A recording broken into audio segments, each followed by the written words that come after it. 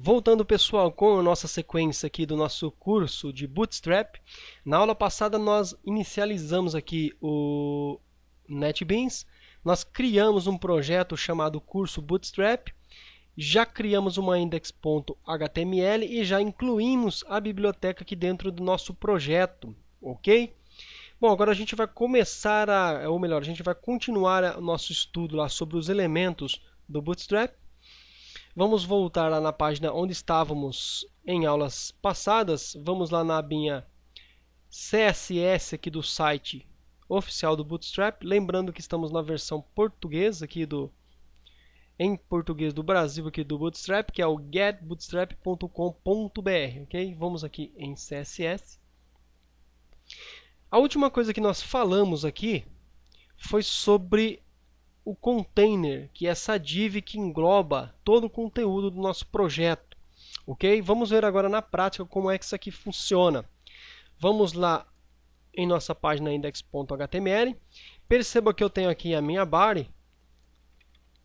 E aqui na body, como é de se esperar, como todo mundo sabe, é aqui dentro que a gente vai colocar o conteúdo do nosso site, ok? Do nosso projeto, desta página em questão. Bom, veja que tem aqui uma div que o NetBeans colocou para mim, por padrão aqui quando a gente criou esse arquivo HTML. Agora a gente vai começar a dar uma estudada um pouquinho mais aqui nos conceitos do Bootstrap.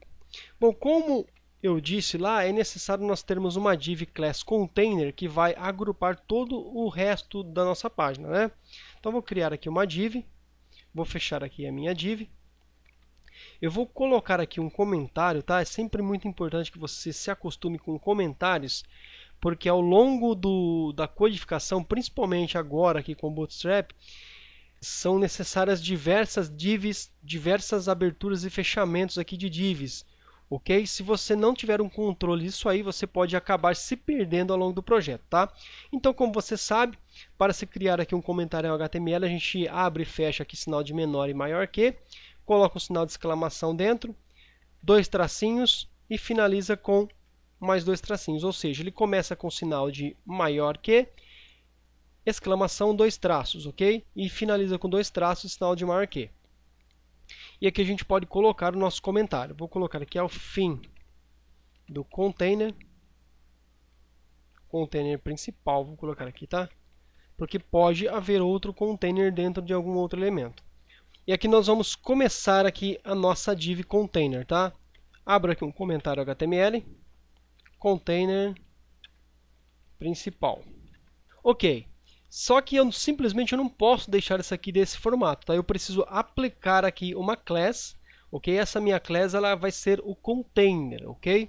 Veja que só de eu digitar aqui o com, ele já trouxe para mim aqui algumas informações. Veja só que eu tenho o container e o container fluido.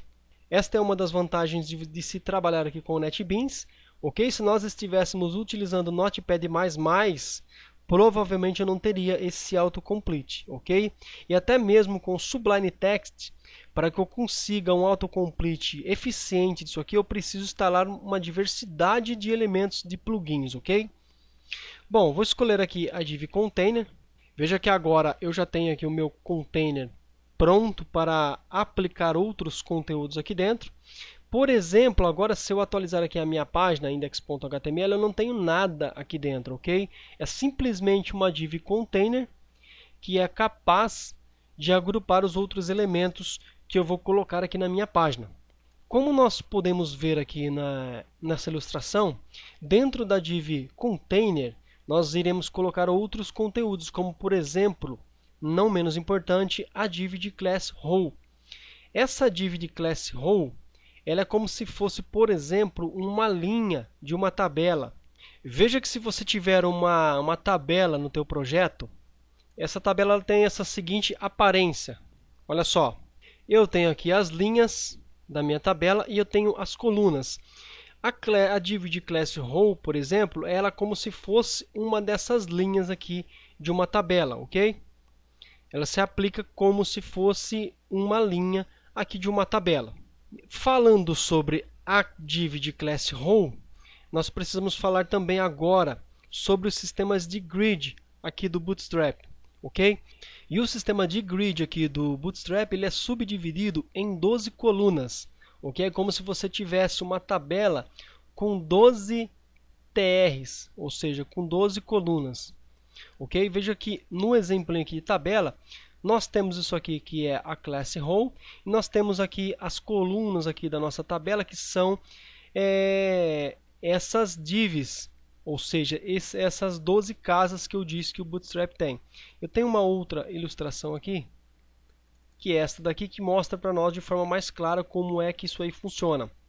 Perceba que eu tenho aqui a minha div class container, ok, em vermelho, e dentro da div class container eu tenho outros elementos, como por exemplo, veja que eu tenho aqui uma div de class row, e perceba que dentro dessa div de class row eu tenho aqui algumas nomenclaturas que a princípio podem parecer um tanto estranhas, ok?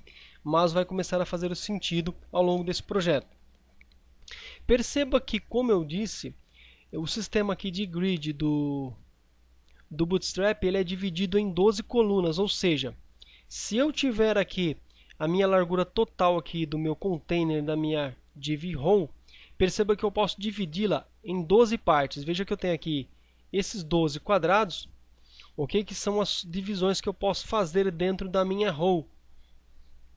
Eu posso dividir isso aí de submúltiplos também de 12, ok? Eu posso ter uma única coluna com o tamanho de 12, eu posso ter duas colunas com o tamanho de 6, posso ter 3 colunas com o tamanho de 4, 4 de 3 e assim por diante, ok?